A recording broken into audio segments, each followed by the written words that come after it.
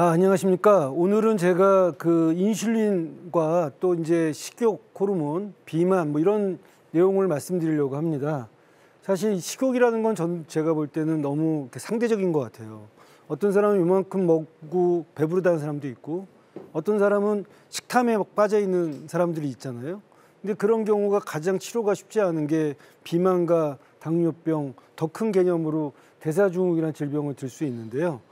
이 식욕을 잘 다스릴 수 있다면 우리가 이제 당뇨병이나 비만 같은 이제 이런 뭐 질병에서 조금 자유로울 수가 있는데, 어떤 사람은 인슐린 그러면 우리 또 아나운서님도 말씀드렸지만 혈당을 떨어뜨리는 호르몬이다 이렇게 생각하기도 하지만, 저는 또 인슐린과 호르몬을 다른 이름으로 비만 호르몬이라고 이름을 붙인 이유가, 사실 인슐린이 많은 사람들은 이제 뚱뚱해질 수 있거든요. 그래서 왜 요즘은 인슐린 다이어트란 말도 많이 하는데, 인슐린이 확 올라가게 되면 이제 몸이 체중이 붓게 되고, 그래서 비만과 인슐린과 혈당은 굉장히 밀접한 관련이 있어서 제가 오늘 인슐린과 식욕 호르몬, 그러니까 인슐린의 작용이 혈당을 떨어뜨리는 작용 말고도 체중을 이렇게 증가하는 작용도 있고요. 심지어는 혈관도 이렇게 뚱뚱하게 만들기 때문에 우리가 인슐린 호르몬을 잘 관리하면 혈관을 청소할 수 있어서, 어떤 분들은 혈관 청소에도 인슐린 호르몬이 관련돼 있다 이렇게 얘기를 하거든요. 호르몬의 역사는 어떻게 보면 인슐린의 역사라고 할 수 있습니다.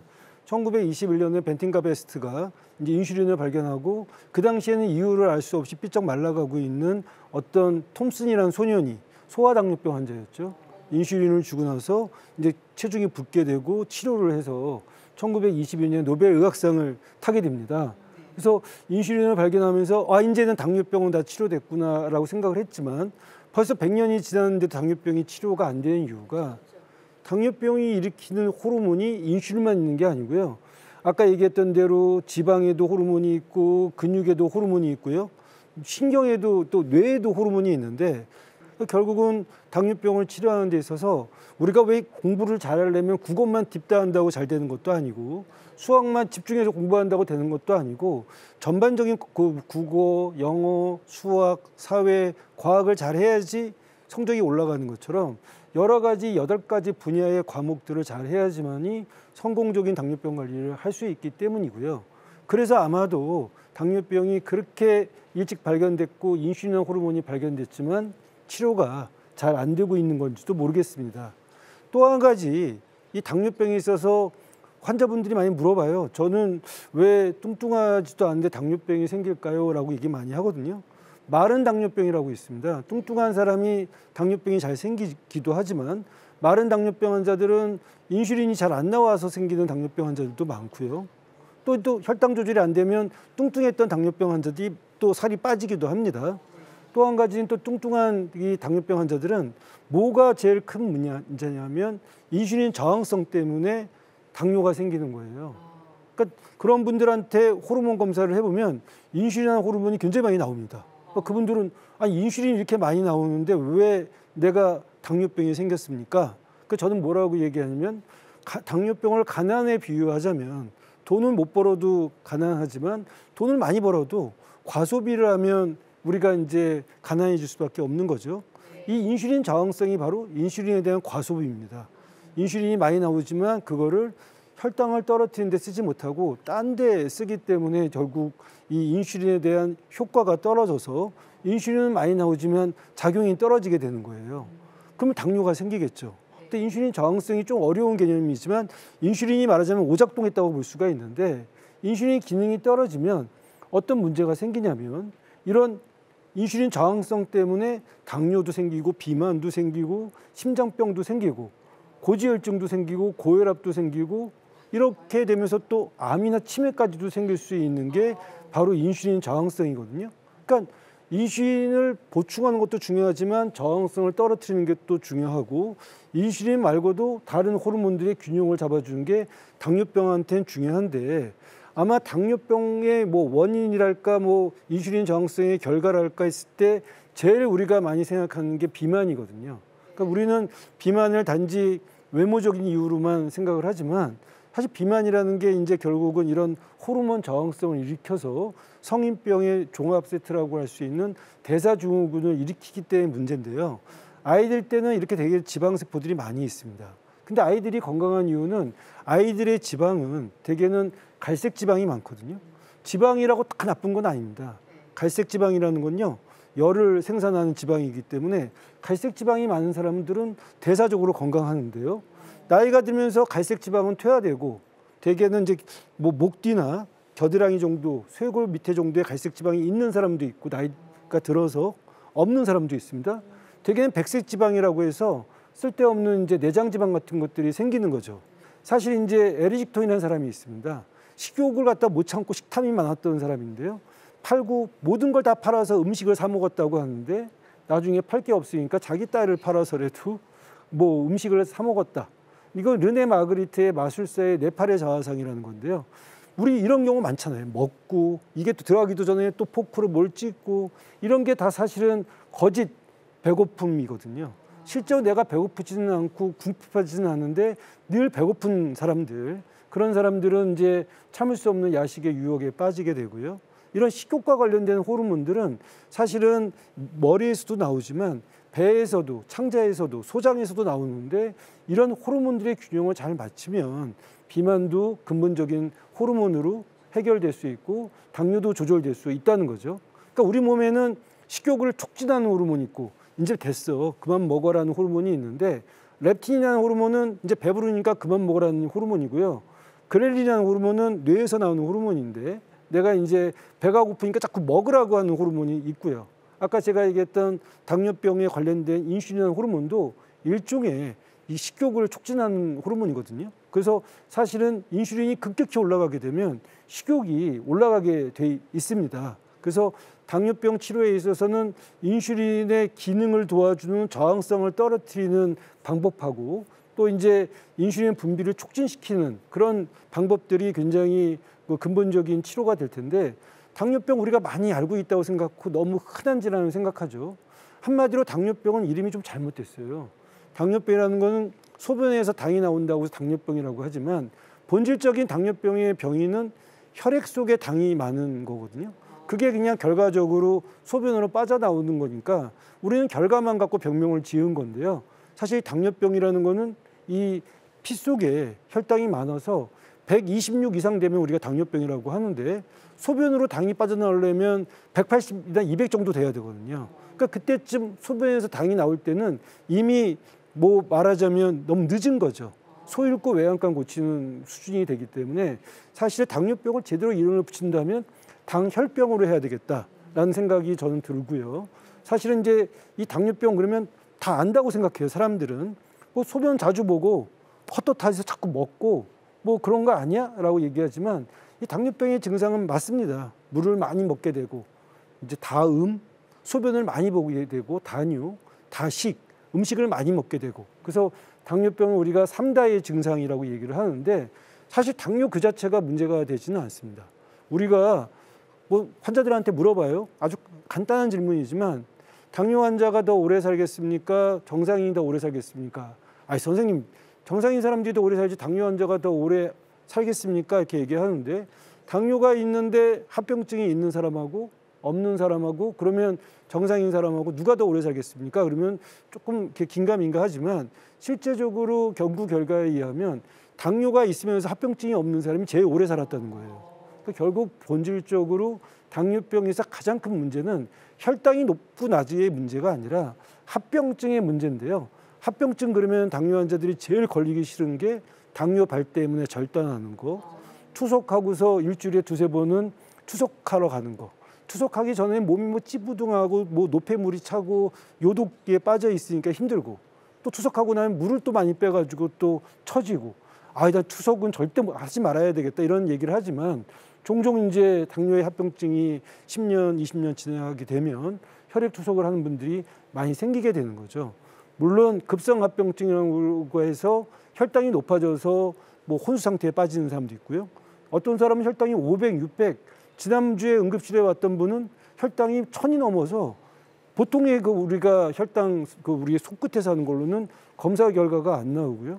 저혈당에 빠지면 또 혼수에 빠지고 심지어 당뇨병이 오래되면 아까 인슐린 저항성 때문에 암이나 치매까지도 생기고요. 또 다리를 절단하는 당뇨발 이런 것들이 생길 수가 있거든요. 물론 당뇨병의 주 원인은 인슐린 맞습니다. 그렇지만 제가 계속 얘기했듯이 인슐린만 갖고 당뇨병을 해결하지 말고 종합적으로 봐야 된다. 그 인슐린 호르몬은 뭔데? 인슐린 호르몬은 사실은 피 속에 떠다니면서 피 속에 있는 포도당을 세포에 넣어주는 호르몬인데요. 이 인슐린만 뭐 치료하면 잘 되는 거 아니야? 당뇨병 별거 아닌 거 아니야? 이렇게 당뇨병에 대해서 오해를 하는 경우가 많이 있습니다. 그래서 저는 그거를 당뇨병에 대한 오만과 편견이라고 얘기를 하는데요. 어떤 사람은 내가 당뇨병 걸리면 나는 이제 육식은 다 먹었다. 뭐 어떤 사람은 당뇨병에 걸린 걸 되게 불안하게 생각하고 어떤 사람은 또 거기에 두려움도 느끼게 됩니다. 사실은 제일 중요한 이런 우리의 감정은 당뇨병이 마치 장님이 코끼리 만지는 것처럼 제대로 알지 못하기 때문에 그렇거든요. 계속 연구는 되고 있습니다. 예전에는 인슐린을 주사로 맞았지만 먹는 뭐 인슐린, 경구용 인슐린이죠. 코에 뿌리는 인슐린, 뭐 파스처럼 붙이는 인슐린, 또 이렇게 흡입하는 인슐린, 이런 것들이 결국은 언젠가는 이 연구들에 의해서 줄기세포든 뭐든지 간에 당뇨병이 완치되는 시기가 올 것입니다. 그렇지만 그때까지 기다릴 수는 없는 거고요. 현재의 당뇨병 환자는 또 궁극적인 치료법이 나온다 하더라도 내가 당뇨병을 친구처럼 잘 관리하겠다는 마음가짐, 그런 게 제일 중요하다고 생각하거든요. 이런 인슐린 저항성이라는 것이 결국은 운동 부족, 과식, 스트레스, 유전적인 측면 때문에 생길 수 있다면 마치 이제 인슐린은 부족한데 비만해지게 되면 엔진은 800cc인데 차체는 뭐 4000cc, 5000cc쯤 되면은 덜덜덜덜 떨리게 되잖아요. 그러니까 내 인슐린 분비량에 맞는 내 생활의 규모를 갖다가 만들 필요가 있다라는 거고요. 사실 인슐린 저항성이 생기면 당뇨도 당뇨지만 뭐 고혈압도 생기고 고지혈증, 지방간, 뭐 암, 치매까지도 생기게 되는데 이런 여러 가지를 단지 혈당뿐만이 아니라 종합적으로 우리가 관리를 하자. 조금 더 예방의학적으로 선제적이고 포괄적인 질환이 대사증후군이라는 개념이 나왔습니다. 정확한 대사증후군의 정의는 일단 복부 비만이 있어야 되고요. 남자는 90cm, 여자는 80cm의 허리둘레, 중성지방이 높거나 아니면 HDL 콜레스테롤, 좋은 콜레스테롤이 낮거나 혈압이 있거나 공복혈당이 당뇨는 126이지만 대사증후군 100으로 좀 낮췄거든요. 이런 5가지 중에 3가지가 있으면 우리가 대사증후군이라고 얘기를 하고요. 이런 대사증후군은 사실은 이 말하자면 침묵의 살인자처럼 우리 몸속에서 여러 가지 이 나쁜 대사질환, 암, 치매까지도 생기기 때문에 우리가 이런 대사증후군을 잘 관리할 필요가 있고요. 사실 뭐 병원 가서 검사해보고 대사증후군을 진단해 볼 수도 있지만 이런 나쁜 생활 습관들, 예를 들면 뭐 우리가 점심시간에 뭐 활동 없이 바로 자리에 앉는다든지 이런 몇 가지 체크리스트를 갖고 내가 이 중에 뭐 5가지, 8가지 이상 해당이 된다면 여러분들도 대사증후군에 대한 어떤 정밀한 검사를 받아야 되고요. 나이가 들면 이게 재밌게도 30대에는 30%, 40대에는 40%, 50대에는 60% 해서 나이의 그 시대에 맞게 이게 점점 대사증후군의 유병률이 높아져서 우리나라의 10명 중에 3명 내지 4명은 대사증후군이라는 얘기가 있고요. 아까도 얘기했지만 이런 대사증후군의 가장 근본적인 이유는 인슐린 저항성인데 이런 인슐린 저항성이 많아지게 되면 암이나 치매까지도 생긴다는 저희 연구 결과도 있습니다.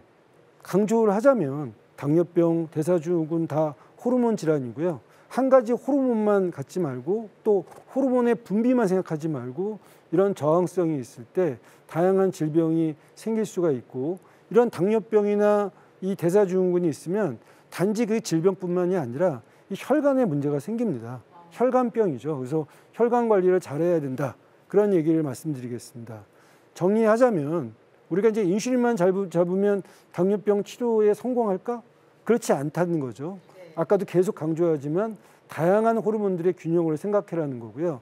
그래도 인슐린이 중요하니까 인슐린을 제대로 우리가 유지 관리를 하려면 아까 얘기했던 뭐 담배 피면 안 되고 허리띠 넥타이 꼭 맞게 착용하면 오히려 혈관에 좋지 않습니다.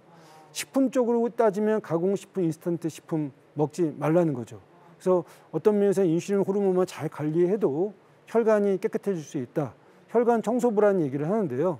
당 지수가 높은 음식들, 그런 음식들은 인슐린한테 안 좋거든요.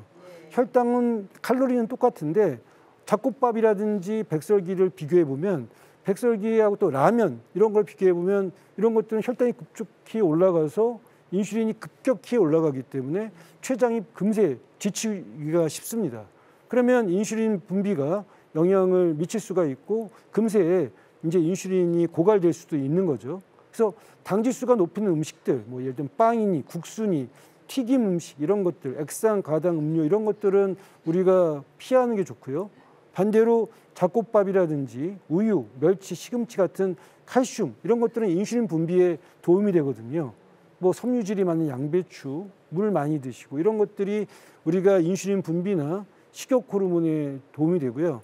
그러니까 그렐린은 아까 제가 식욕 호르몬이라고 했고요. 렙틴은 이제 말하자면 이 식욕 호르몬이 반대, 식욕을 억제하는 호르몬인데 이 균형이 중요합니다. 그러려면 제가 몇 가지 생활 원칙이 있는데 제가 이제 그렐린 렙틴 균형을 위한 10계명이라고 얘기했던 거는 일단 첫째는 아침 걸으면 안 되고요. 뭐라도 좀 드셔야 됩니다. 그리고 항상 일정한 시간에 가급적 드시는 게 좋겠고 빨리 먹으면 안 돼요. 20분 이상 지나야지 이제 그만 먹으라는 식욕 호르몬 억제 호르몬 렙틴이 나오거든요. 그러니까 천천히 드시는 게 좋겠고 또 물을 또 많이 드시게 되면 이 먹으라고 하는 이 그렐린의 호르몬이 좀 적게 나오고요. 그리고 이제 아까 얘기했던 칼로리가 낮고 섬유질이 많은 음식들 이런 것들은 이제 포만감이 생길 수가 있고 또 아까 얘기했던 이 식욕 호르몬도 억제 호르몬의 영향을 받는데 되게 이제 아까 얘기했던 렙틴 말고도 세로토닌, 지난번에 얘기했던 도파민 이런 것들이 이제 식욕을 억제하고요. 뭐 배가 고프면 무조건 참지 말고 뭘 먹는 게 중요해요. 무조건 그걸 억지로 참으면 오히려 더 반동적으로 폭식을 하게 되니까 그럴 때 또 뭐 우리가 왜 또 우울할 때 또 막 폭식하게 되지 않잖아요. 그러니까 그런 것들이 이제 기분 좋게 이제 우리가 생각하는 게 좋겠고 또 수면과 관련돼서 우리가 이제 잠을 늦게 자게 되면 밤에 또 야식을 하게 되거든요. 그래서 밤샘 근무 삼가하는 게 좋겠고 즐거운 마음으로 식사를 해야지만이 식욕이 조절될 수 있다. 그래서 이 당뇨병 치료는 항상 보면은 통섭적으로 치료를 해야 되는 거고요. 운동이 중요합니다. 그래서 운동도 우리가 예를 들면 일주일에 뭐 3회 이상은 운동을 하고 또 운동한다 보니까 되게 어렵게들 생각하는데요. 되게 이제 빠르게 걷기 뭐 이 정도만 운동을 한다고 그래도 상당히 우리가 이제 말하자면 많은 운동이 되고요. 또 중요한 거는 스트레스를 받으면 혈당이 올라갑니다. 스트레스 호르몬이 혈당을 올리거든요. 그래서 자기 나름대로의 스트레스 해소법을 가질 필요가 있겠다. 그리고 이제 우리가 뭐 항상 획기적으로 혈당을 떨어뜨리는 약물이 없을까? 획기적으로 단숨에 체중이 빠지는 주사는 없을까? 이런 생각들을 많이 하잖아요. 사실 그렇게 확 빼게 되면 반드시 반동으로 요요가 오게 됩니다. 그래서 꾸준히 제가 항상 얘기하는 게 소확행이라고 작은 목표를 세우고 조금씩 점진적으로 보통 3개월, 6개월 정도 잡는 게 좋겠고요.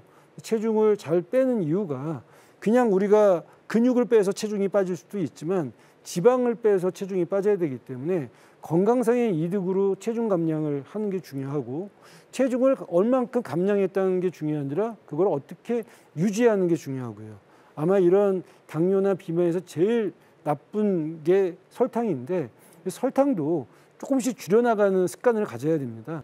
당 지수가 높은 음식을 먹게 되면 인슐린이 확 나오면서 그렐린이 나오고 렙틴은 저하되기 때문에 빨리 허기가 지거든요. 그래서 아까 얘기했던 대로 이 브리오슈 같은 빵들, 트랜스 지방이 많은 이런 것들은 당 지수가 높은 음식이고요. 수박과는 달리 딸기 같은 경우는 당 지수가 낮은 과일. 그러니까 본인이 어떻게 취사 선택을 하냐에 따라서 잘 이 당뇨나 비만이 관리될 수 있고 혈당 조절만 잘하면 성공적인 당뇨병 관리야?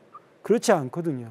당뇨병 환자는 100사람이 다 틀리고 우리가 프로크스테스의 침대라는 얘기처럼 길이가 긴 사람은 잘라 죽이고 길이가 작은 사람들은 키가 작은 사람은 늘려 죽었다는 그 그리스의 전설에 나오는 강도처럼 똑같은 기준으로 그 사람한테 혈당을 목표를 정해서는 안 된다는 거예요. 같은 값이면 다홍치매라는 말처럼 그 사람한테 맞는 혈당 조절보다는 호르몬 균형을 위한 당뇨병 관리를 해라라는 것을 강조드리고 싶고 이 그래프는 제가 마지막으로 꼭 강조드리고 싶은 게 이게 뭐냐면 그 미국에서 했던 연구인데요.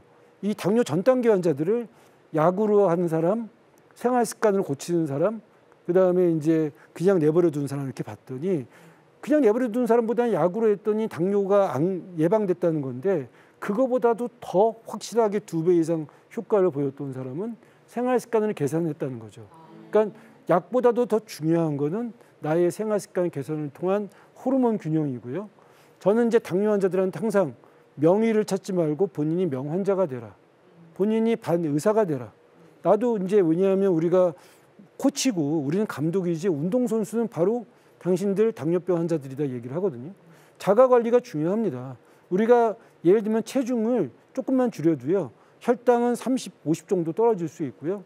혈압은 위에 혈압 20, 아래 혈압 10 정도 떨어뜨릴 수 있고 콜레스테롤도 감소시킬 수 있고 중성지방도 감소시킬 수 있고 사망률도 감소시킬 수 있습니다. 그 얘기는 뭐냐면 내가 바로 내 몸의 의사다. 내 안에 의사가 있다. 이런 생각을 하시면서 이 당뇨와 비만과 대사증후군을 일으키는 근본적인 호르몬, 그 호르몬의 균형에 충실히 하면 우리가 건강을 관리할 수 있다. 이렇게 말씀드리면서 오늘 강의를 마치도록 하겠습니다. 네, 오늘도 교수님께서 이 당뇨병, 당혈병이라고 하기도 하죠. 그리고 이 대사증후군 비만에 대한 유익한 강연 잘 들었습니다. 네, 이 중에서 시청자 여러분들께서 꼭 기억하셨으면 좋을 한 가지 어떤 게 있을까요? 네, 저는 이제 그 호르몬 관리가 더 중요하고 혈당 관리는 물론 필요 충분 조건이라고 얘기를 드리고 싶습니다. 그래서 필요 조건이지만 필요 충분 조건은 아니다. 그러니까 이제 혈당 관리를 잘하면 물론 합병증이 안 생기겠지만 혈당 관리만 잘한다고 되는 건 아닙니다. 어떤 분들은 이 혈당 관리를 잘하는데도 금세 합병증이 오는 분도 계시고요. 어떤 분은 뭐 확률적으로 많지는 않지만 혈당 관리를 안 하는데도 합병증이 들어오는 분들이 계시거든요. 근데 그 얘기는 뭐냐면 이 호르몬의 균형을 잘 맞추냐고 안 맞추냐가 혈당 관리보다 더 중요할 수 있다. 그런 말씀을 강조드리고 싶습니다. 네, 이 호르몬에 대해 몰랐던 사실들을 알아가는 유익한 강연이 이어지고 있는데요. 다음 강연이 기다려집니다. 다음 주 주제는 무엇이죠? 네, 다음 주제는 이제 저희가 사실 호르몬 그러면 아마 이 호르몬을 많이 생각할 겁니다. 남성 호르몬, 여성 호르몬. 아마 이런 중년 여성 또 뿐만이 아니라 최근에는 젊은 사춘기 아이들도 이런 이 성호르몬에 대한 관심이 많거든요. 그래서 이제 다음 7부작에서는 이 성호르몬에 대한 강연을 준비하도록 하겠습니다. 네, 성호르몬. 정말 궁금해지는 그런 주제인 것 같은데요. 다음 강연도 기다리는 마음으로 기대하겠습니다. 함께해 주신 시청자 여러분 고맙습니다. 오늘도 주님 안에서 승리하는 하루, 건강한 하루 보내시고요. 저희는 다음 시간에 찾아뵙겠습니다. 감사합니다. 이 프로그램은 동역자님의 복음의 트리 선교 후원으로 제작되었습니다. 선교는 사명, 후원은 동역. 당신도 복음을 전할 수 있습니다.